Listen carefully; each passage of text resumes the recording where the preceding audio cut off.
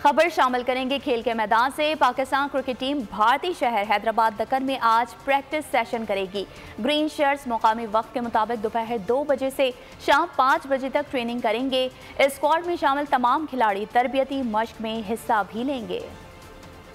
Mega event के लिए Pakistan team की तैयारियां। पहले वार्म अप मैच में न्यूजीलैंड के हाथों शिकस्त, बॉलर्स बड़े हदफ के दिफा में नाकाम रहे। टीम मैनेजमेंट के लिए खतरे का सायरन बज गया। वर्ल्ड कप में एक से बढ़कर एक हैवीवेट टीम मौजूद है। मजबूत बैटिंग लाइन से मुकाबले में बॉलर्स एक बार फिर दगा नहीं दे जाएं। थिंक टैंक ने गेंदबाजों की लाइन और लेंथ को प्राइम टारगेट बना लिया।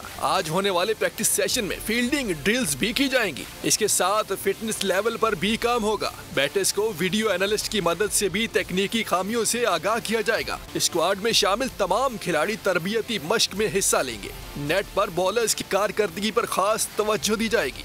ऑस्ट्रेलिया से दूसरा वार्म अप मैच मंगल को खेला जाएगा। वर्ल्ड कप में पाकिस्तान टीम अपना पहला मैच 6 अक्टूबर को नीदरलैंड के खिलाफ खेलेगी। रिवायती हरीफ इंडिया से टाकरा 14 अक्टूबर को होगा।